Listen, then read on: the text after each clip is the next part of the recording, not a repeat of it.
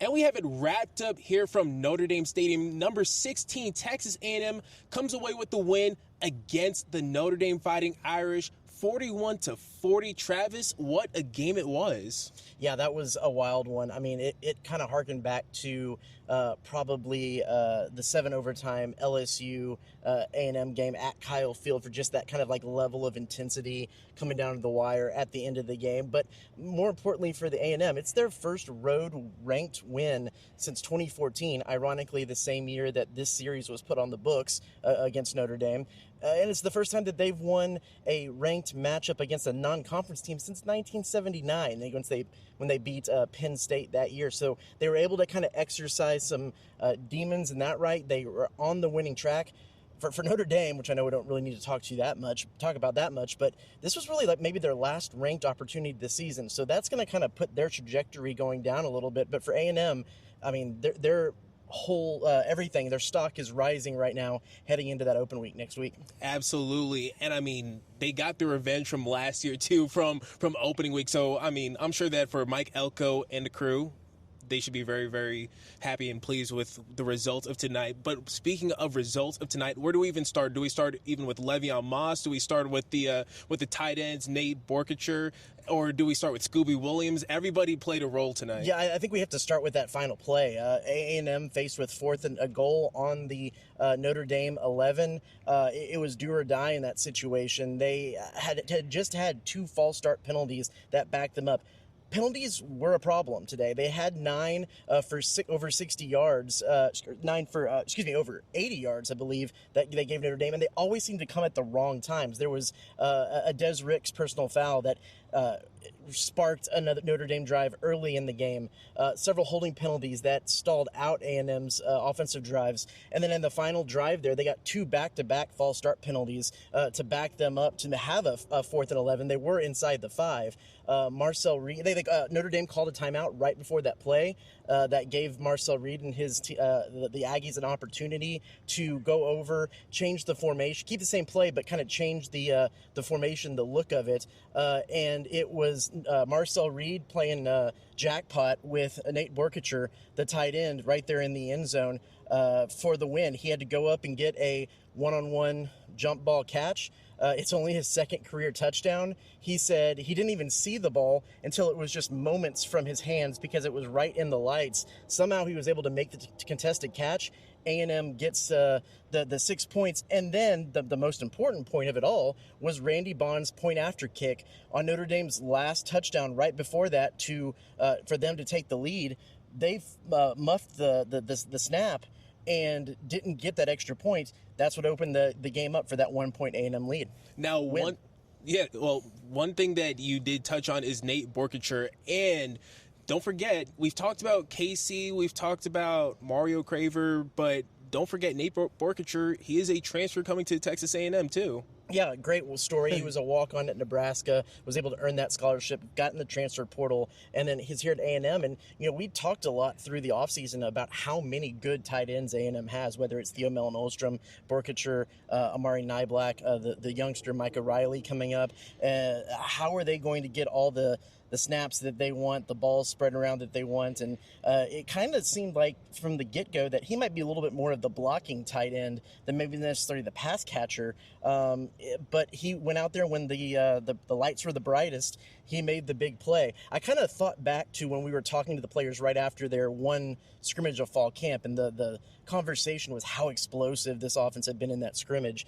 And he was one of the guys we talked to right after that scrimmage. And so somebody asked him, hey, well, there's all these explosive plays everyone was talking about. Did you make one? He goes, no, I didn't have any catches. Well, there was no more explosive play than that one they had at the end of the game today. You could hear the whole entire crowd cheering. You hear the Notre Dame fans, just trying to cause confusion for the A&M offense. And then you hear all the A&M fans chanting, trying to hope for a first down or even a touchdown. And Nate Borkature, he stepped up right there. Now, we were speaking about transfers. Mario Craver, 7 for 207 and a touchdown as well tonight. Him and Casey, they both made pretty big plays. A few third down conversions, if I'm not mistaken. There was just so much that happened tonight. But they had huge plays that kept drives going that ended up resulting in touchdowns for A&M. Yeah, they were actually kind of big on first down. A&M was I only believe had 4 third down conversions in the game, but it was Mario Craver. He only needed 3 catches in the game to get over the 100-yard mark for the 3rd straight game. It was all the way back to 2023, the last A&M player that had 2 100-yard receiving games back-to-back. That was Evan Stewart in the beginning of the 2023 season. But Mario Craver just had an outstanding game again, and nothing was better than the 89-yard touchdown catch they had. Marcel Reed found him kind of over in the flat. He had 2 defenders right on him. They simultaneously tried to tackle him, and even Marcel Reed said he didn't know how he did it. He was surprised. He hit the spin cycle and spun out of both tackles at the same time, and he was off to the races. He was running great routes and just seemed to always be able to have a step on his defender when they were in man coverage, and the few times that they dropped back in zone, he was able to find those soft spots really well. Interesting though enough, at the end of the game, he looked like he was struggling. He pulled himself out of the game on Marcel Reed's long run there in the 4th quarter, and then was kind of down on his haunches every time after plays. I mean, he kind of gave it all tonight, and we'll have to see what that was kind of ailing him moving forward. And then Casey Concepcion, I mean, he's been the guy that most of these defenses have keyed in on to open up some space for Mario Craver, but he made a couple of really great contested catches in the game, went up, and both those guys, Marcel Reed wasn't great to start this game. And if it wasn't for the way that it turned out, I would be a little iffy on my thoughts on what the kind of game that he had. But because especially early in the game, he was overthrowing guys. He just wasn't accurate. Casey Concepcion went up and climbed the ladder, got a really, really strong catch there. And those wide receivers were able to kind of help him settle into the game, making some big plays. But one thing that I did want to touch on with Mario Craver is, don't forget, so Texas A&M, they open up the game with a first down. And then after that, it went sideways. The special teams gives up a touchdown, and then you just feel like, oh, wow, Notre Dame, like, they have all the momentum. But that Mario Craver touchdown really gave – I think that Mario Craver touchdown really gave A&M and all their fans hope, like, we're still going to be in this game. So Mario Craver, he deserves a lot of recognition. He only had 1 touchdown, but those 207 reception yards, came in very, very clutch. Now, we talked about the receiving. We talked a little bit about Marcel Reed, but what about the run game? And that is one thing that we did talk about for the past couple of weeks. Le'Veon Moss with 3 touchdowns tonight. He did have 3 touchdowns. A lot of that was set up by the pass game. It was interesting. I was curious how much either team was going to try to really establish the run, and they did at times enough to open up the pass game, but it wasn't that kind of explosive running game that I think any of the fan bases expected from how talented these groups of backs were. Both of Notre Dame's rushers held under 100 yards rushing. They had 3 combined touchdowns apiece. But Le'Veon Moss, 81 yards, sure, but that's on 20 carries, averaging 4.1. He was out of the game for a little bit. He was throwing up on the sidelines, as they said on the NBC broadcast. He's dealt with some anxiety issues. If you remember back last year in the Arkansas game, he missed a good portion of the middle of that game because of stomach issues that were kind of brought on by anxiety, what Mike Elko said then. You have to wonder if some of that was affecting on this big stage. But when they needed him to come up and get that 1 yard, he was there and made it count with those 3 scores. And also, he also gave a little love to KBTX's camera, if I'm not mistaken. I'm going to have to go back and I'm going to have to watch the play. I think it was on his 2nd touchdown. So Le'Veon Moss, he stepped up tonight. He did convert, and those 3 touchdowns, of course, were very, very big. But another very, very big play was Scooby Williams' interception to getting over to the defense. Yeah. They needed Notre Dame was going to get the ball back after deferring the kickoff, and A&M kind of needed that last score to keep things close. He was able to get that interception off an Albert Regis tip pass, which led to A&M's touchdown at the end of the second half, which gave them the first lead of the game. It was a huge play. turn the tide, because that, coaches like to talk about that middle eight, the 4 minutes at the end of this first half and the 4 minutes to start the second half. They don't get that touchdown. It's a good chance that Notre Dame wins that middle eight. They came out and scored on that first drive they had, and that would actually put them up 2 scores instead of just the one. Would it really change the face of the game? Yes. Now, Travis, you've been covering this team for a long time. It's making me feel old over here. Oh, come on, Travis. Come on, man. But, hey, they do say that an older man is a wise man, and you are a very, very wise man. I do want to ask, just what does this win mean for Texas A&M, their fan base, and, of course, like for this new generation under head coach Mike Elko? Yeah, it is it's an important win, because a lot of what has been the crux of the Mike Elko era so far has been a little bit exercising demons. There was a lot of Mike Elko wants to talk a lot about how the culture was before and how they've changed the culture, kind of exercised the internal culture of the demons in the internal culture of the program. Last year, it was the fact they had gone so long with just out winning a road game. They won that game at Florida last year to kind of break that streak. And even before this game, the question was asked about that streak of ranked road games. It was since you said 2014, since they made that won that last ranked road game, and then ranked non-conference was well before either of us were born. They were able to kind of exercise that demon. It's a big win. It's a big resume boosting win. But we'll have to see. The season's still early. They still need to go through that gauntlet that is the SEC. We'll have to see how everything is kind of shaped up injury-wise with this game, too, because you had Scooby Williams, after that interception, went out, did not return. A&M spokesperson said he was available if needed, but he was doubtful for return at that time. The big one was Bryce Anderson, who at the end of the first half was kind of just the second man in on a tackle, and was on the opposite side of the hit. Yeah. And as he went down to make the tackle, the hit went right into the top of his helmet. He went down face first and was down for at least 10 minutes. Had to have the whole training staff from both schools out there. They ended up carting him off. According to A&M spokesperson, he had feeling in all of his extremities, which was a good sign.